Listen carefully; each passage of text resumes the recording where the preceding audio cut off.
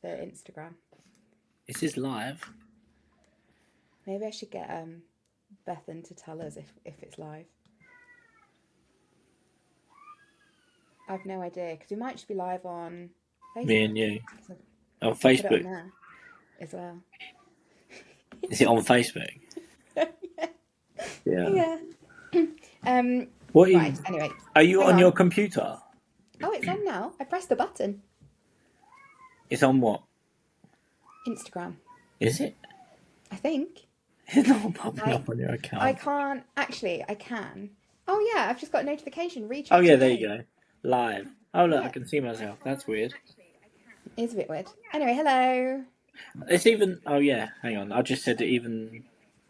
It's even got me on there, but that's because I just watched it live, so of course it's just got weird. Well, Anyway. It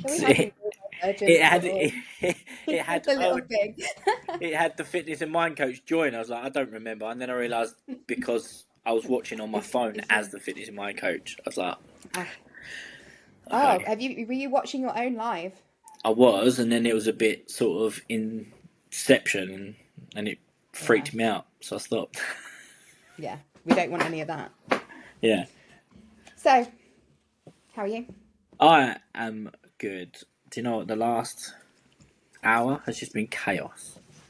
My son isn't very well. So he literally...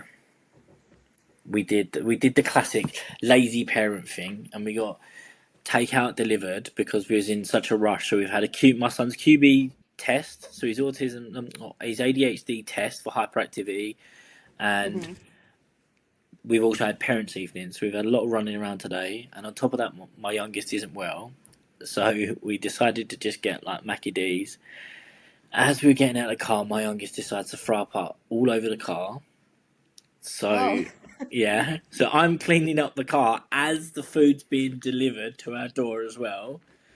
So we're juggling that and putting him in, and yeah, and then it sort of drags out, and then they're all kicking off, and they're supposed to be going to bed, but they're all really hyped up now, and I can just hear them in the other room kicking off. It's funny because when we were deciding on the time, we were like, what time should we do? And you're like, do this time because they'll, be in bed.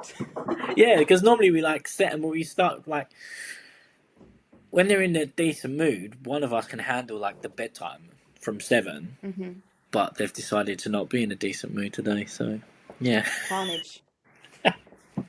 Absolute the joy. Yeah. And so how is training going? So that's a sore subject. Why have you got to put me on the spot like that? No, it's going all right. Had a few bumps, and then sadly my mate got ill, and he very rarely gets ill enough to close his gym down, and he ended up closing it down for a week. That's how ill he was.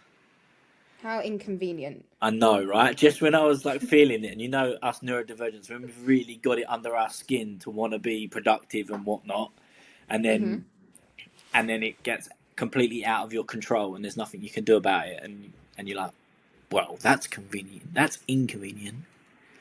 Yeah. Actually, it reminds me the first real time I remembered. So I normally ask this question to my guests on my podcast. I know, what's the first real time that you remember you're neurodivergent? I remember getting the ump when my mate had his first child because I instantly thought how inconvenient that's going to be for me. Yeah, and he is one of my closest friends, if not the closest, and I stopped myself and I was like, that's really bad. But I instantly thought, because we worked together, we was colleagues, I was like, how inconvenient. Like, something's not right there. Yeah, that means you just got to take time off just to make sure that you're like, son's born and whatnot. That's just out of order. And that's the first thought. Not congratulations. Not, I'm so pleased for you. No. How inconvenient that you decided to start a family. Yeah, that's a bit of a flag, isn't it? It's like the little ND flag. Hello. Yeah. Here I am. If only I knew back then, I would have probably not felt so bad about feeling that way. It was probably, one of the very few times I'm like, oh, wow, that's not normal. It's funny that you said that though, like that if you had known, then maybe you wouldn't have let it affect you that way. Because what I've noticed with my neurodivergence, and today in particular, is when people say you have a diagnosis and then they say that you seem more autistic because of your diagnosis. And actually, like, it's because we do things in a way that is the way we need them to be to have like a good day or a good week. And then if something changes, because we've created this like place of safety for ourselves, then it just all goes to pot. So the autism comes out more because I wasn't prepared anymore to then deal with the change or whatever, you know? I think like for a lot of people, it's you lean into it more, but in a good way. Like you don't sort of when things happen, like for me, like I just said, you instantly say, "Hang on, that's not normal. That's bad," and sort of be down on yourself. I think when you get diagnosis, you're like, "Oh, actually, that's just autism, or that's just the ADHD, or whatever part of my brain." And I find that you lean into it more. But again, like I've said before, I've always been in a very fortunate position where I've had the support around me and people have allowed me to be who I am, and I've not had to second guess it. And it's only really times where it's quite bad, and I've gone, oh, actually, that can't be normal behaviour. Like, regardless of how you frame it, it's like that cannot be normal behaviour. How I just reacted for whatever reason. But other than that, people have just said, "Oh, that's just James," sort of thing. But Oh, I that's was good. but I was also at an age where it weren't really that common for people to have that high functioning sort of neurodivergence and be able to be in the positions that I am. Well, we were. They just never really was highlighted. Like you kind of got shooed off. Like no one suspects managers and CEOs and general managers, etc., to be that sort of high functioning neurodivergent. It weren't really spoke about. So when I was managing director in charities and whatnot, everyone just thought that some of my behaviour was just that ruthless manager directory behaviour, like that you had to be in those positions, rather than no, that's just James. He just don't like picking up phones and talking to people and socialising. And it's always played in like I've never went to staff parties because I always had this. I'm a manager. I shouldn't really be seen sort of reacting and getting on that level because it muddies the water. And when you're dealing with teenagers, so I was like manager of lifeguards, it muddies the water because those kids drink and then they get silly and then I have to fire someone the next day. It's That's a better whole if, level of stress. yeah, it's better if I'm not in the situation to start off with. Um, but yeah, even like thinking probably that deep about a staff party is not, I don't feel it's a very neurotypical thing to do, to break down and analyse a staff party and the effects it's going to have on your job the following morning. And I don't think people tend to Little do flag that. again. Yeah. They just want to go out and have a good time and get drunk and enjoy it on the company dime. And you're like, nah, well, if I go, then these two staff members don't like each other, or if I have a drink, I might actually tell this staff member what I really think about them, and then I got to deal with that in the morning, and then you got HR and blah blah blah, and it's like, yeah, no, I'd rather not. Yeah, but it's like a way of safeguarding your true self, isn't it? I guess, actually. Yeah, and I think like again, it just goes back to that full circle. Is I was allowed to do it. No one questioned it. No one went, "Oh, why are you being antisocial?" or "Why are you doing this?" And it was never that kind of, "Oh, you're just being weird." It was just, "I was just joking." Like it is what it is.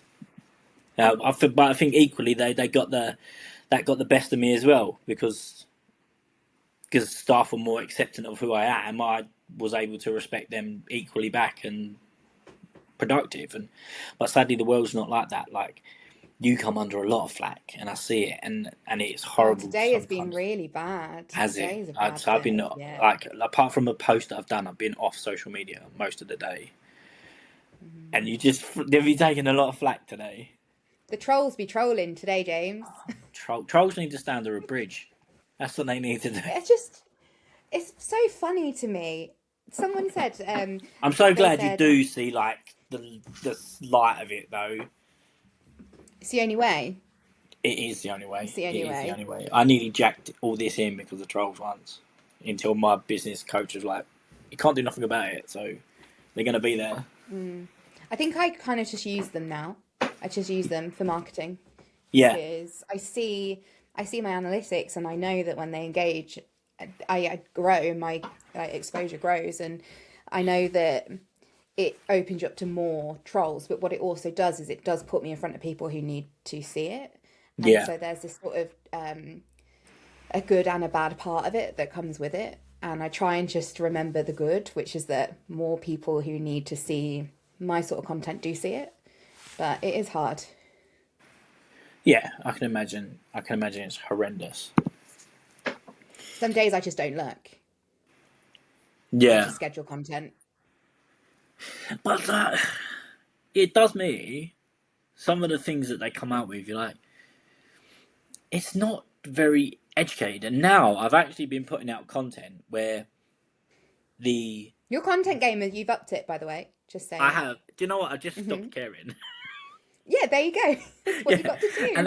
and like I put things in reels that explain the copy just to see if I can get that sort of reaction. Like, are you going to watch this quickly or watch the first like 3 seconds and then make a snidey comment, or are you actually going to be willing to try and be educated and watch it and then make a snidey comment or whatever, or are you going to sort of like absorb it all and then make an educated comment, even if it is snarky?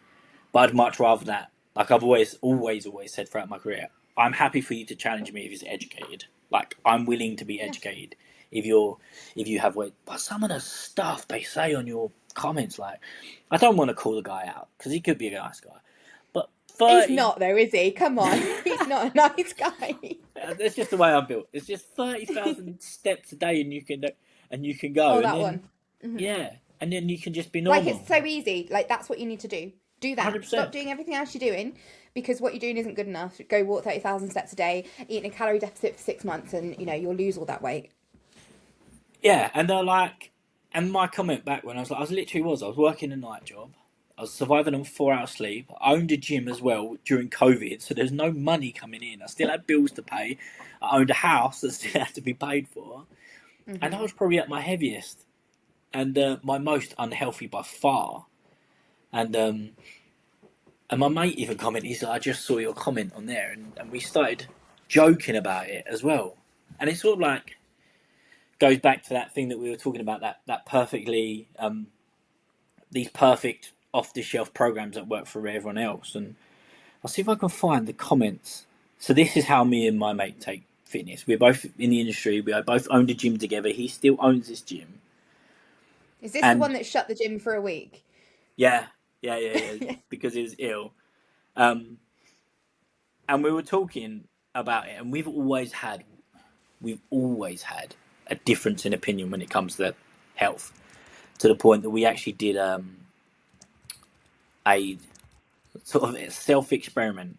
He did intermittent fasting, and I did the paleo diet, and we sort of saw who could lose the most amount of weight while still training, and we ended up losing about the same amount of weight. So Okay, interesting. yeah, and it was like, okay, we're gonna do this for like a couple of weeks, see how it goes. We both hated it. We both, because it weren't what we was used to. Um, but it was like, but he's not, and he won't mind me saying it, he's not the most in shape trainer either. Like if we put him and me together, I would look like the one that's the personal trainer compared to him. But he's an amazing trainer, gets amazing results. But this crazy kid will go and do the 3 peaks, and then a couple of weeks later, we'll go and do some marathon, or he'll go do a marathon for a laugh. And so we've always joked that as long as he can beat me in the first 10 seconds, he will always outrun me. So it's the first 10 seconds he's got to get better at. And it's just that case of, so you can either be skinny, miserable, and unfit, or you can look out of shape and be in endurance training and do these other things, be fit and happy and just look a bit out of shape. But people always want the first bit rather than the latter, and it just amazes me. And And yeah, we might have spoke about it in the past. Like when I was in the forces, I was eating cheesecake every day. Like it was the best. I was like, granted, I trained a lot, but I was eating cheesecake every day.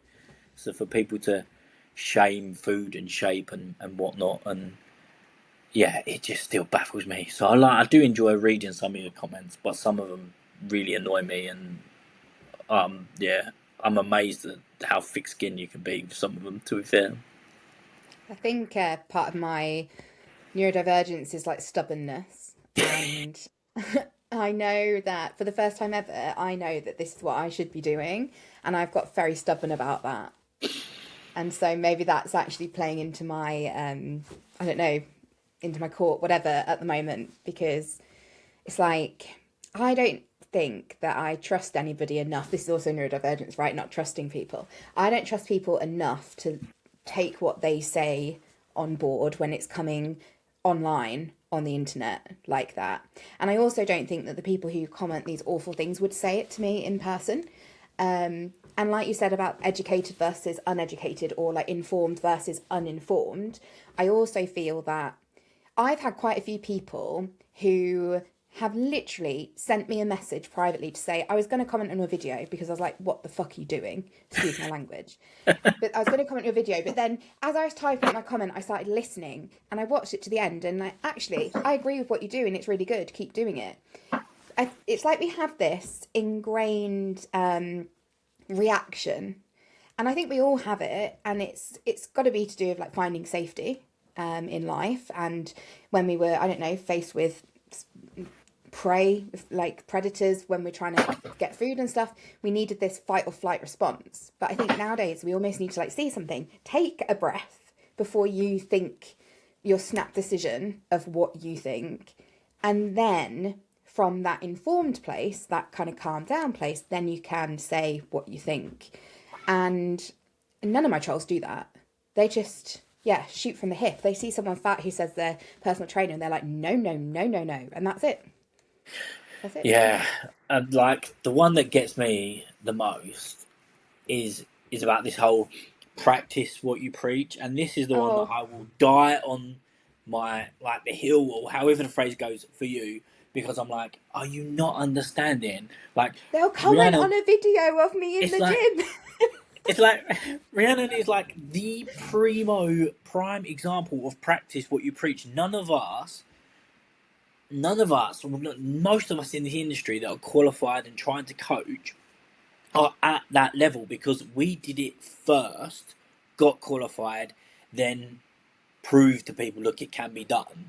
You're like, I tried to do it, didn't work, decided to get qualified to see like what the mechanics is, found the way it worked, and now I'm showing you as I'm learning and as I'm developing and as I'm going. This is the prime example of practice what you preach. You are practicing, preaching, learning, preaching again, and so on and so on through that journey. And you will take people with you or not. And it's just Because I'm fat though, absolutely. James. That's And it. and so were they. And if they weren't, they would never understand what it is like. Mm. And I have pictures on social media where I am quite heavy and quite got quite a bit of body fat more than I'd liked, and I still have body issues and whatnot. But unless you've travelled that and you've understood that, or you even empathise to that level, you'll never quite understand. And it goes back to that another thing that I think it's just my autism. I'm like, how do you not get this? Like when people complain about people who are like fat and got excess body fat and what are moving, I'm like, right, go to the gym, whack on a vest, stick a couple of kilos onto your body, and then try and do your workout that you're expecting these guys to do. Like Mm-hmm. it's like, what, as an educated personal trainer, are you not understanding? Can you not break it down and go, oh yeah, their X amount, their body weight is this amount, such and such, so that's going to be weighing on their body and their muscles, etc. And they just, I don't know, I just think they feel it's easy target, and then sometimes it's backfiring. And what I am noticing is it's backfiring more than it's not nowadays. I've got like some lovely, like, I don't know, core followers, some of which have jumped in and out of this because I got the little message thing up. But like, and they sort of defend me on my behalf. And I'm so thankful to them because they often can say things where I think it, can't say it. Because I always try and respond from this like place of kindness because I want people to see it and think, oh, at least she's not engaging in like just back and forth. But a lot of people who follow me will comment the things that I kind of wish I would say. And I kind of live for it because it's people saying you're an insult to the fitness industry, let's say, because of how I look. And I get that a lot. And then I have someone else saying, but I go to the gym because of you. Like, I go to the gym because of you, because I saw you do this, or your account inspired me, blah, blah, blah. And it's like, that's the social proof. And then I get people say, oh, well, you don't post any pictures of your clients. Where are your before and afters? Where are your progress pictures? And I'm like, why would I expose people who trust me because I create a safe space? Why would I ask them to let me post them when this is what I get, this toxicity?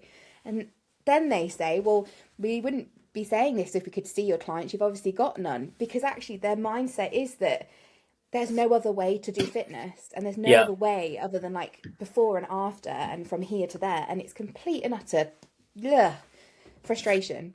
yeah, and yeah, I'm completely on board with that because I've always felt uncomfortable with before and after pictures as a marketing tool. Like Hmm. before and after pictures, I think are really really great if they're kept within that dynamic of trainer client confidentiality, because sometimes, especially as trainers, we're trained to notice subtle differences in the way the body moves, like changes, that you don't really get or can't really see without a decent like before and after picture. And it's great for people for confidence, but also we're changing habits, mentality, like people's understanding. We're educating them so much more than the before and after, and that's going to take longer as well because we have this habit of breaking habits and starting and stopping a lot more than say neurotypicals, especially when we're dealing with neurodivergence.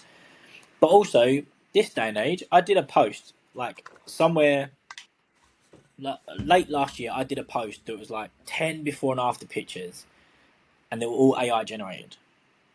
Oh, I think I saw this.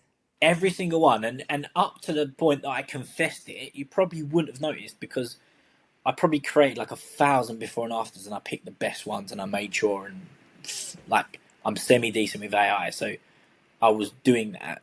And if you're even better at it, you can get, especially nowadays, you can get better results. So why Hmm. would you trust before and after pictures nowadays on any social media platform? Yeah, It's that's it. It's just opening you up for even more kind of, I don't know, criticism as yeah. well, Or and not being worst good case enough. scenario, you follow someone who's got decent before and after pictures, and they're AI generated, and you end up Hmm. getting a dangerous coach who Yeah, makes you go on a stupid deficit, drives you through the ground, and you think that's what all fitness instructors are like. yeah. And then you never ever want to go back Yeah, because you don't feel safe. Makes no sense. And yeah, okay. So someone in the comments, I'm so sorry, I forget your name. I'm so bad. Unless someone's got their actual name in the username, I forget it. Is saying like how when people post before and after, they don't say how long is in between them as well. So yeah, it would be like, is it 6 months or is it 2 years? Because that's a big difference, a big amount of time. Um, and yeah, like they've said the same thing here, like buy my 3 month course. So like, I don't know, like a 12-week summer shred, and they've got a before and after in the client, but there's like 4 years in between. but It's like false equally, advertising. like a 12, I think what people need to understand, a 12-week shred as such is 100% doable. You can lose a decent amount in 12 weeks, and I've got clients losing stupid amounts in 10 days, but it's not sustainable. So No. you will put it back on, and what you've got to understand is most of that will be water weight as well, and things like that. So that's great. Get before and after picture or whatever and flog it on. But like you said, that person ends up with either an eating disorder or the trust issues with Hmm. coaches and trainers and all these different issues, just so that coach, because it is just for the coach, just so that coach can sell more programs at an extortionate rate because it does work. It will work, but you're Yeah. going to hate the process. Like, I don't know if they're still about, like, yes, of course they are, like Forever Living and all that Mm-hmm. stuff. So yes, my family's fallen victim to the multi-level marketing stuff, and we did do it, and we did like a 9-day purge, and I Oh, lost just that a lot. word. Oh, it was horrible. It was absolutely horrible. You suffered for those 9 days. I think it was a silly amount of calories. It was the most miserable I've ever been, but I dropped Mm-hmm. probably the most amount of weight in the quickest amount of time. And again, it was just purely experimental with my behalf because I don't like being a hypocrite. I think again that's another neurodivergent thing. If you're not 100% confident in what it does, so obviously I had to try it, and I was like, no, this is horrible. The food's rank. The aloe vera crap you had to drink was disgusting. Um, Sorry for any of your followers that sell the stuff, but To be it was fair, I just, haven't seen much like MLM on my feed or anything, so I think I we're haven't seen safe, it a but you lot never know. lately. Yeah, I think it's people getting more wiser, but it worked. But it was not something I'd want to keep doing. Mm-hmm. Is And it just is all of these things is preying on vulnerability as well, isn't it? Yeah, Because if you are living, I don't know, if you have relatively good self-image and confidence and mental health, then you're probably not going to go and do like a massive juice cleanse purge thing, or probably join a 12-week shred, an 8-week shred, because actually you've probably got enough confidence to be able to make a decision for the long term rather than the short term. Whereas these 12-week things or lose this much weight in X amount of days, it is preying on people who are vulnerable. Um, and of course, there's also that aspect that if someone is vulnerable in that place, then they're probably not eating the best food and having the best like lifestyle anyway. So in theory, you could just put them on a plan that's for them and put them in a calorie deficit if they wanted to lose weight, and they would lose weight pretty quick because actually they've probably not been looking after themselves and eating in a balanced way up until that point anyway. So I just think, yeah, sustainable fitness is the much better place to be. yeah, and I've been guilty of selling, like, we're going back good, good few years. I've been guilty of selling like these 12-week programs. I got a business coach, not one I'm with now. He's really good. That was like, right, we're going to do these 12-week programs, and he gave me everything, and it was just literally a list of foods and ingredients that no matter what combination you put them in, they always had 1,200. The 1,200 calorie, the 1,200 calorie limit, and then a bunch of workouts, and you could follow it with ease, and then you would lose what you needed to in 12 weeks. But once that help's gone, that's it. You wouldn't know what you're Mm-hmm. doing, and you've not been No. educated. And that's sort of when my coaching changed as well. I was like, no, these people, I need to coach people that never need me ever again once they've done with me. Yeah, that's actually the marker of success. Like that means that you've done what you set out to do, which is to help someone change their life and build in these healthy habits. Yeah, And they shouldn't need to come back every like 2 months to do the next shred. yeah, yeah, yeah. And even my face-to-face stuff, that was the mentality I sort of had. It was like, okay, the first sort of 12 weeks of stuff is just like establishing foundations, working towards your goals, and then after that it's just because you enjoy the accountability, because you enjoyed coming to the gym and training with me and having a laugh, and my retention rate was pretty good face to face for that. And but I was training people that didn't like going to the gym, or I had a client, she was a Viking reenactment fighter, so we was training for Amazing. that. Yeah, so we was training for So that cool. to get stronger and to get faster and functional, and a guy that just wanted to get back into football again and things like that. I weren't training people that want to be ripped because that's boring. Training people, And it's just no, aesthetics, isn't it? yeah, and I was never that way either for myself. I always had functioned. I always trained for a reason, whether it was MMA or whether it was in the forces or whether it was um, to do American football or normal football. Whatever, I trained for those reasons, not to get ripped because it's Mm. boring. Well, yeah, and like I don't know. I think it says a lot about somebody's character as well when they are solely focused on aesthetics as Yeah, opposed to like functional fitness. It's a very yeah. different person that does that. Uh, So, you reminded me of a story. Because I've been in this game for a long while, longer than I care to remember now. And I remember doing a management course of all things, and they mixed the management course in with the level 2 fitness instructors. And there was this gent there that was purely about aesthetics. He wanted to become a fitness instructor because he likes being ripped and he wanted to, the classics. Lovely guy. Honestly, lovely guy. I was me, looking like me, and he challenged me to a press-up challenge. Bearing in mind I'd not long left the forces as well. So we done a press-up challenge, and then he started giving it a big one. So I said, okay, I'll match your press-ups with my one-handed press-ups.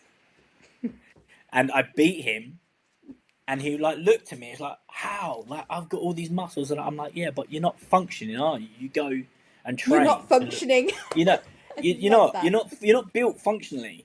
You go and train all your big muscle groups and look the part, but you're not training to move the part. You're not trained your body in the forces. That's all we did. We didn't go to the gym to look the part.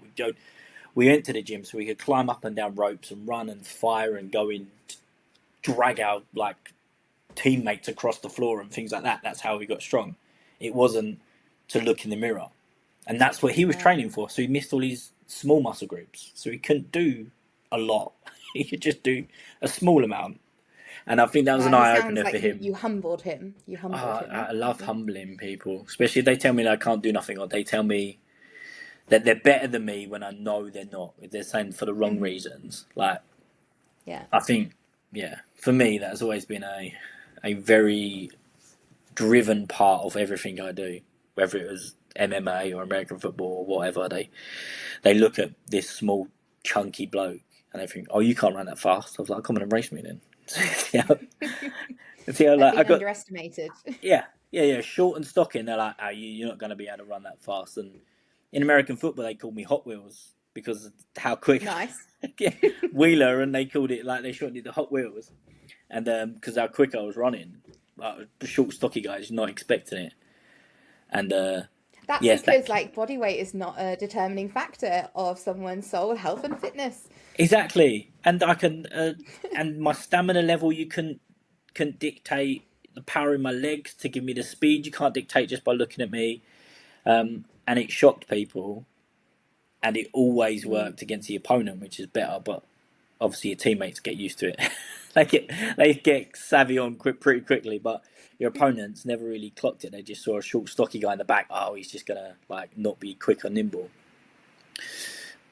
But yet again, it goes back to all these uneducated comments that I read, and on your posts especially, and I'm like, mate, just give yourself 30 seconds, Google what you're about to say, chat GTP it, just go, is this true? Anything.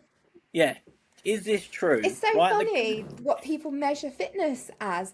Someone will say, oh, but I bet, no, they'll say, show me a sub 25 minute 5k run on a treadmill. That's not a factor of my fitness. That's why would I do that? Or it'd be I bet you can't even do one pull up. No, I can't, to be honest. Who the hell's running for 25 minutes? 130 kilos trying to pull up, can't do it. So it's insane what they say. And then I had one that was which one? A personal trainer that can't touch her own toes. And I was like, well, no, I can touch my own toes. So decided to film a video where I touch my own toes. And then he's like, oh yeah, but look at your stomach. And it's like, well, yes. These silly it's silly metrics. It baffles me because one, who the hell's running for 25 minutes unless they want to? Exactly. I Not me. I said, I played American football. I never wanted to run 25 minutes. I had to run a solid 50 seconds a time. My recovery had to be good. I did have to 30 seconds to recover to do it again, but I ain't running 25 minutes. And if you're looking at body mass, look at any D-line of the NFL and say, oh, they're all unfit because they're skinny. And then go and replicate what a D-line does and tell me some of those guys, well, I never ever wanted to go up against D-line anyway. I did it once and got knocked out virtually. But brilliant. Yeah, it was horrible. It was horrible. It was so humbling. It was unreal. I ran into him thinking I could nibble him. He just popped me on my ass. He did not move. And I was moving people my height and a bit bigger and a bit stockier than me. And I was moving them because I'm quite strong. But this geezer, I think I bounced further back off of him, and he didn't Brilliant. move. He just laughed and picked me up, and I was like, "Yeah, let's never do that again. Not that way, Yeah, anyway." lesson learned. Yeah, yeah. And it was yeah. So that that does mean this closed mindset. If you don't look the part, you're not the part. And I'm like, Yeah. but even I suffer from that internally. That I'm so self conscious that I never look the part. Annoyingly, it's just if it's one thing that I could change about myself, it'd be that, like, that getting out of the Really? headspace. Yeah, I don't know why. I think because I have grown up in the industry, a lot of face to face, where it was important, like, because that was the only way you'd get your business. There was no social media. You couldn't. There was no social proof as such. Mm. People just saw a personal trainer on the gym floor, and that was what it was. Um, but yeah, That's a really valid point, actually, because I think maybe I have an advantage there because I only qualified end of 2024. So for me, social media, and I wasn't a gym goer much before that, about a year, I think, maybe a year and a half. So I didn't ever experience being a personal trainer without the benefits for me of social media because I would say out of every 10 clients, 9 of them find me through Google or Instagram or like some form of my internet web of me versus actually just coming to me in the gym. And I yeah, think when you're different, actually, it all depends on you being able to build that personal brand, and that is about being online. So maybe I have an advantage over you on the whole not having that feeling of comparison that I should be like whoever because yeah, I didn't have that. yeah. I just think it's that just that traditional, like, personal training. It evolved so quickly when I started out. So it's over 10 years. So there was no social media for you to be like, you can showcase what you did. It was literally, if people saw you on the gym floor, or if people saw you training, and then still went through that era owning a gym, and then you get comments like, "Oh, you don't look like a gym owner." Why? Because I'm not training in it 24/7. I'm a business owner. That's like saying, Mm-hmm. like, you can't own a restaurant because you're not overweight, because technically you should be eating all the time. It's like that doesn't make It sense. doesn't work, no. Yeah, it doesn't make sense. And granted, if I did own a restaurant or a bakery, that would probably be the case. But it's just a case of, oh yeah, you're not training 24/7. Yeah, that's because I've got a business to run. I've got Mm-hmm. marketing plans to do, strategies like getting lead generation, all this. And yeah, I think I come from that generation, so it's really hard to feel. I've never been ripped. To feel that if because I'm not ripped, I can sometimes fall in that trap of I don't know the part. Um, but I do There's snap so much myself out of it. irony in it. Yeah, There's so much irony in it because it's you and looking the way you do is like literally the reason people will come to you over someone who is ripped. But yeah. it's the mindset. And I don't even want to be ripped. That's a lot of effort. No, it Like, is. I've cut weights for fights, and it's horrible. Like, it's absolutely horrible. I'm a foodie. Hmm. I'm in a really good place, and I'm quite happy with my body weight and etc. and my training. But you still fall into that trap. But yeah, I've never wanted to be ripped. I've always wanted to be how I train. Like, can I lift my kids up above my head? Can I bend? Like, can I do some playing out doing some bicep curls with my son, and play fight Hmm. with them without feeling like I'm going to have an aneurysm or anything like that.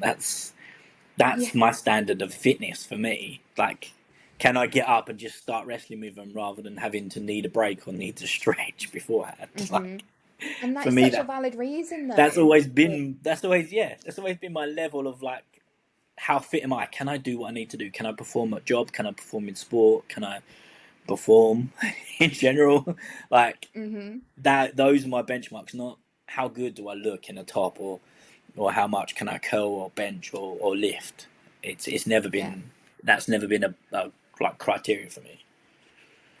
it's fascinating, just like the different approach. Though some people are just so rigid in what they think. Like I can respect somebody who is a bodybuilder, Oh and yeah, they have to work so hard to get their physique looking like that. And fair play to them. I don't want to do it. I couldn't do it. And they talk about like discipline and things, and yeah, they've got it. They've got a habit to do that. I can respect it. But that's where the difference is like you can respect someone else's approach and understand what they're doing, but a lot of people can't see what they're doing any other way. Like that is the only way. It's only aesthetics, and if you don't look the part, then you don't belong. And that is, I think, the thing that damages the fitness industry just as a whole overall, is that you can only do it that one way. And there are so many reasons that somebody would want to train for function or train to, I mean, look better is fine if that's what they want, but it doesn't have to be. There are just all these other different reasons as to why. Yeah. Yeah, and I think sort of like, I suppose it comes back a bit from the generation in which I were in to like generation now. Like the generation now is who speaks the loudest gets the most authority, whereas the Mm. generation where I started training, it was whoever put in the effort and was shown willing got the respect. Like there was tons of us that were trained in the gyms where I worked and managed all different walks of life, all different types of people, and it'd never really be bickering or anything like that. To be fair, the older generation would moan most, but I think that's just the demographic of the town, to be honest. But you could have an open conversation with a bodybuilder who's absolutely miserable being ripped because it was cutting season for his Photoshop, and he was like, "Don't talk to me. I'm like literally on fumes." Or you'd learn Mm-hmm. if he was scoffing his Cocoa Pops first thing in the morning to leave him alone because he's cutting. Or you'd speak to the guy that's been on the stepper for like 2 hours. You don't see who the bloody hell's got 2 hours to be on a stepper. And he's like, "Yeah, I'm so over this now." Stuffing his face with rice cakes. No one sees that because Mm-hmm. they're given the highlight reel on social media. No one sees like going to the gym for 4 hours a day. I don't even have 4 hours to myself, let alone 4 hours to be in the gym. Like, no one sees that aesthetics. Well, I grew up with that, so I'm like, every time I see it in the social media, I'm like, no, you're full of shit. What you're saying is Yeah. rubbish. Like, because I've had Mm-hmm. that experience, which is kind of the flip side to a lot of people as well, which have never been in a gym or trainers that are trying to make it online. They've got to compete with that, and it's just amusing. Like, I've got the old school validation of I can see every different body putting in the effort, but I've also got the whole you're not going to make it as a personal trainer unless you look ripped, like regardless of what your ethos is. So Yeah. it's a double-edged sword. I'm very fortunate, but again, those the sort of negativities do creep in every now and then. But yeah, it's such a strange one, and it took me so long to sort of adapt to social media as well because the way I could see it going, and I was Mm-hmm. like, no, this is not the health and fitness industry that I remembered. This is toxic. Like this is Yeah. really bad, and I had some real identity crisis, and I had to sit down with my current business coach. I'm struggling, and he's like, just be you, and you'll shine through eventually. Like, but yeah, it is, and those are the guys that you kind of want to stay away from and curate your feed and whatnot, so you never see it, Mm-hmm. and that's what I do. It is really hard to show up in that sort of authentic way because the fitness industry is so based on aesthetics. Because does change your body. So people go to the gym when we think about the bodybuilder people to change their body. But even when you think about your average, normal quote unquote person that goes to gym, are mostly going because they aren't happy with their body. So again, it's a wanting to change their body. And yet it's not as simple as you go to a gym and things change. It is all the other aspects. And people, yeah, it is like a highlight reel, isn't it? All the time. Which means if you do want to show up authentically, you have to break that cycle that everybody is seeing that looks easy and like you can just snap your fingers and be ripped. And actually, it's very disruptive. It's like disruptive marketing without being disruptive because you're having to show parts that other people do not show. And that's a scary place to be. And I think like you hit the nail on the head as well. It's that being disruptive, and that's sort of like where my content has started to change. I'm like, okay, like how do we mix things up? How do we get the people that want to be fit and healthier and not necessarily aesthetics, and get a message to them and then just sort of like shoo everyone else off. Everyone else is not just willing to, because there has to be a certain amount of effort, isn't there? You've got to do it. My dog's kicking off now. James, it sounds like, I don't know, it sounds like carnage in your house. It is. They've all gone to bed and it's all kicking off. So you can see why I lost my train of thought. I was like, there is probably about 4 crying voices and only 3 of them up there. So like, Brilliant. So yeah, it's. Oh, I've lost it now. I don't even know what I was talking about. Well, someone's just said here they started at the gym, right, January 1st, and they can say like, yeah, it's not easy. And I think as well, this New Year's resolution thing. Oh yeah, January 1st like, probably worst time to go. Yeah. Like, and there's so much pressure, and the gyms have got these deals on. Like, my gym was £5 for a month, 1st of Jan, and like, you can't even buy a meal deal for £5. So insane. And then you join, and it is like so busy because you've got all your regular gym goers who have missed time over Christmas because they've gone away with family or they've had like other things to do, and they also might have overindulged for them, and then they want to hit the gym hard. So you've got all the regulars who are then back, but then you've got all these people who are again sort of preyed on a little bit, like, it's the new year, now you should prioritize your health and get fit. And I'm like, please God, wait until like March the 1st, when it's all died down and it's calmer and more settled and just an easier environment to exist in. Yeah, so like back in the day, it used to be that January you'd push your deals because that would be the dead period, and then it'd pick up mid to late February naturally, organically in March. So February, March time, you'd get like your average member come back because they've obviously rested over January. And then you get the guys who are like, oh crap, I've missed my New Year's resolution, and start. So that February, March time is when it actually gets a little bit busier. But you have floods of people in January that get this, new me, new you stuff. And that's great mentality to have. But sometimes it's just the wrong Kickstarter.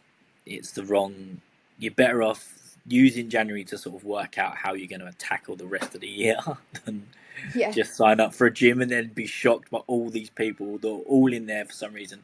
All of them don't have a clue what they're doing because the gym's not equipped to onboard that many people. Yeah. Or you get a bunch of people that just think they know better when they go in there. Go, no, I don't need an onboarding, whatever. I don't need to do this, and start guessing and taking up valuable kit. Yeah, it's havoc. The first 3 months of the year for a gym is chaos. Yeah. And then you have a lull, and then you have the summer bod crew. Yeah.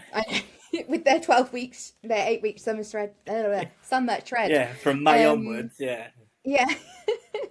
So, no, it's like, I almost preach like the opposite. Like, just join when there's zero pressure to join. Join because actually it's what you want to do, as opposed to you feel pressured by society, or because you've got a holiday. Because I think it's when you're neurodivergent, no pressure is where you want to be, actually. And if you set yourself up for success, you don't want to join a busy, stressful, horrible environment. You want to join a nice, like, balanced kind of that you can expect without any hiccups and things. And gyms are overwhelming places, so we should keep that in mind, I think, for people who do want to like start something new, like start a new fitness journey. Just, you don't have to do it the same as everybody else and join at the same time. Like, it can be different for you and work better. Yeah, I'm saying, like you put in a lot of your content as well, it's gyms are easily just that word is just thrown out there, but it's a minefield of an environment. And for a neurodivergent, you don't really think about it too much until you get in there. You're like, oh crap, okay, the lights are affecting me, the sounds are affecting me, noise are affecting me, and that's before I've even thought about my workout and before this, that, and the other. And a lot of your content just says, like, just go, give it a go. Don't beat yourself up about it. Walk in, walk back out. It's fine. Yeah. Just go and exist in there. Yeah. Yeah, and that's what, and especially for like us when we're training neurodivergence, it's that understanding as well. It's like, do you know what? Let's put this in place. But if you do the first step of it, and you can't do it and you go back, that's still a win. And like a lot Mm-hmm. of my stuff that I teach is like the bad days first stuff is we're going to train you on the days where you can't do anything, like where you can do your absolute bare minimum, because those are the most important ones, because for neurodivergence they're more often than not. So Mm-hmm. we're going to give you the tools to deal with that, and then Yeah. when you get used to that and the dopamine comes in easy, then you'll find that you start a decent gym routine, and then you'll find that your gains and your transformation happens. But you've got to understand that the 12-week shred is not the 12-week shred. In our case, is the shredding of old bad habits. We're going to do that Mm-hmm. first, and we're going to implement Yeah. something new. And a lot of your content, same as mine, says that, and a lot of people don't understand that. There's a lot of work for people to deal with neurodivergence, especially neurodivergent coaches, ahead of time. A bit like, Yeah. in a crude sense, like a diabetes training, like everyone understands from level one upwards. Everyone understands nutrition of how it works in the body from level one upwards, and they don't understand what happens before that point. And that's where Mm-hmm. your pre-diabetes training is. You educate up to that point. That's what we're doing. We're educating the sensory stuff before you even think about going to the gym. We're Yeah. changing that part of your life before you even think about going to the gym, because Yeah. that's the tough part. That's what everyone knows. Everyone knows how to do a press up and a squat, and everyone knows how to sit on a bit of a kit. And if you're lucky enough, you got the instructions. We're going to teach you how Yeah. to get the confidence to get there, and Yeah. then the easy part happens after that. That's it. It's like it's all these invisible things, and the things that somebody could be so motivated today and they could pay, I don't know, upfront for like 4 months with a PT, but then tomorrow they wake up for their first session, they drive, they park in the car park, and they actually can't get out the car because they are so dysregulated and so overwhelmed that they haven't got that toolkit to actually walk in and go and have that session. And it is a lot of that. It's almost like behind the scenes stuff, isn't it? It's building someone up to be able to just do that first bit, like you say, and actually go and then sit on the machine, let alone know how to use it, but just to get there. And that is how you keep people coming back to you, like in a business sense, is they do feel safe and they can do it themselves, which means that they have learned like coping mechanisms and different tools and things to do.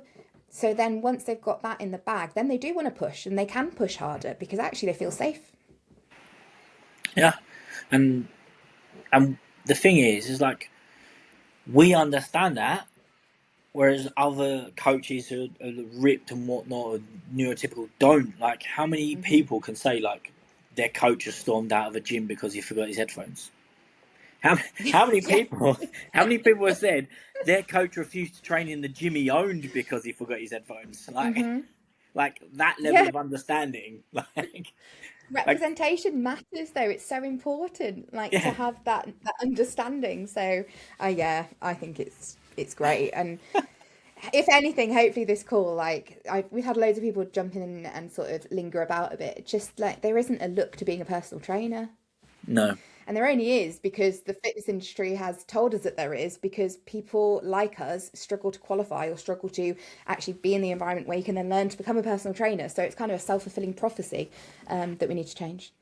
yeah, and I think that's all down to the aesthetic at the start. It's Hmm. like if you didn't have the confidence to go, you know what, I'm going to learn for myself, then it's possible that you might never have done it, and you might have felt like you weren't worthy enough to do it, and you'd have like deprived all your clients of your coaching. And same as me, I never set out to be a personal trainer. I only did it because I wanted the insurance to do MMA coaching because it didn't exist Brilliant. at the time. So that's the only reason I become a personal trainer. I was an MMA coach at the time. I was doing mixed martial arts for Yeah. neurodivergents and people with special needs.